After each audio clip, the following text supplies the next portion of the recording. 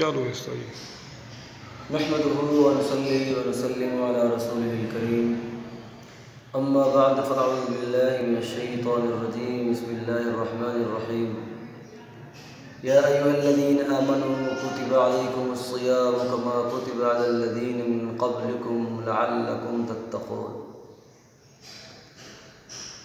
اللہ رب العالمین اس آیت مبارکہ کے اندر فرما رہے ہیں، اے ایمان والو، کتب علیکم الصیام، تمہارے اوپر روزے فرض کر دیے گئے،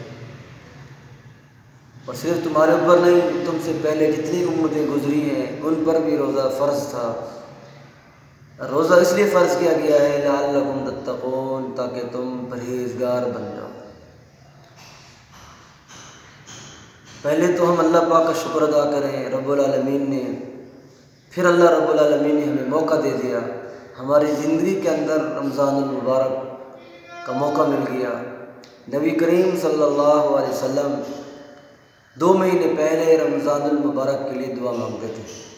جو ہی رجب کا چاند نظر آتا تھا اس وقت اللہ کے پاک پیغمبر صلی اللہ علیہ وسلم یہ دعا پڑھتے تھے، اللہم بارک لنا فی رجب و شعبان وبلغنا الی رمضان، او کما قال صلی اللہ تعالی علیہ وسلم، اے اللہ رجب کے مہینے میں برکت عطا فرما، شعبان المعظم کے مہینے میں برکت عطا فرما، اے اللہ رمضان المبارک نصیب کر۔ اور حدیث پاک کے اندر آتا ہے اللہ کے پاک پیغمبر صلی اللہ علیہ وسلم نے شعبان المعظم کی آخری تاریخ میں ایک تقریر آپ نے کی، ایک بیان آپ نے کیا، جس کے اندر فرمایا، اے لوگو یا ایھا الناس، اے لوگو تمہارے اوپر ایک بہت برکت والا مبارک مہینہ آ رہا ہے۔ اس مہینے کے اندر ایک رات ہے جو 1000 مہینے سے بہتر ہے، لیلۃ القدر کی رات، شب قدر کی رات 1000 مہینوں سے بہتر ہے۔ اللہ تعالیٰ نے اس کے روزوں کو فرض کیا اور اس کی تراویح کو سنت قرار دیا۔ یہ مہینہ صبر کا ہے۔ صبر، اگر کوئی روزہ رکھا، پیاس لگ گئی، بھوک لگ گئی، تو اس پر انسان صبر کرے، جزا فضا نہ کرے، ہر ایک کو نہ بتائے میں مر گیا، شور شرابہ نہ کرے، بلکہ صبر کرے۔ فرمایا صبر کا بدلہ جنت ہے۔ یہ مہینہ غمخواری کرنے کا ہے۔ کیا مطلب؟ اگر اپنے لیے افطاری کے لیے 10 چیزیں لے کر آئے ہو تو اپنے پڑوسی کے لیے، اپنے غریب ساتھی کے لیے ایک چیز اس کے گھر میں بھی بھجوا دیں۔ آج کل ویسے اجتماعی جو ہے افطاری پر پابندی ہے، اس لیے اب یہ ہم اس بھرپور جو ہے اپنے رشتہ داروں کا خیال کریں، اپنے پڑوسیوں کا خیال کریں، وہاں نقدی بھجوا دیں، وہاں جو ہے کوئی چیز خرید کر، چینی اور کھجوریں اور کوئی کھانے پینے کی چیزیں خرید کر، گھی وغیرہ اس کے گھر میں بھجوا دیں۔ یہ غمخواری کا مہینہ ہے۔ صحابہ کرام تو اتنی غمخواری کرتے تھے۔ 3 صحابہ کے بارے میں آتا ہے، شہادت کے وقت آخری وقت ہے، ایک ساتھی اس کے لیے پانی لے کر آتا ہے، ہر ایک نے کہا میرے دوسرے ساتھی کو پلا دو میری خیر ہے۔ دوسرے کے پاس پہنچے، اس نے کہا تیسرے کو پلا دو میری خیر ہے۔ اسی میں جب تیسرے کے پاس پہنچے، تیسرا شہید ہو گیا، دوسرے کے پاس آئے وہ بھی شہید ہو چکا تھا، پہلے کے پاس آئے وہ بھی شہید ہو گیا۔ اللہ رب العالمین نے ان کے بارے میں آیت اتاری، وَيُؤْثِرُونَ عَلَىٰ أَنفُسِهِمْ وَلَوْ كَانَ بِهِمْ خَصَاصَةٌ، خود کو ضرورت مند ہیں لیکن دوسروں کو ترجیح دیتے ہیں۔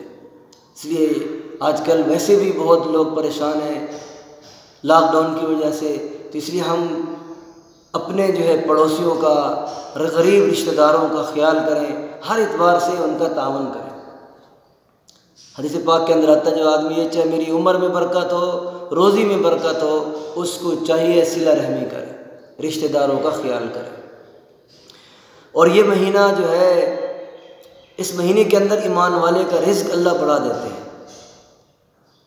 اور اس مہینے کے اندر جس آدمی نے کسی کا روزہ افطار کرا دیا اس کو 3 انعام ملیں گے۔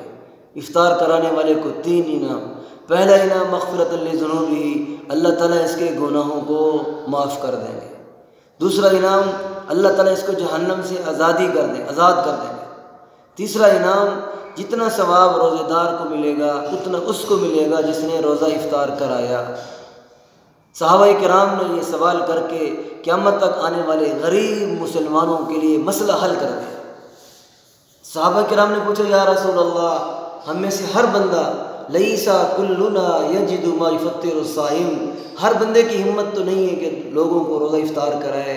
اللہ کے پاک پیغمبر صلی اللہ تعالی علیہ وسلم نے ارشاد فرمایا اللہ تعالیٰ یہ ثواب اس آدمی کو بھی دے دیں گے جس نے دوسرے روزے دار کو ایک کھجور کا دانہ دے دیا، پانی کا، سادہ پانی کی شربت، لسی کا ایک گھونٹ بھی پلا دیا، تب بھی اللہ تعالیٰ یہ تینوں انعام اس کو بھی عطا کر دیں گے۔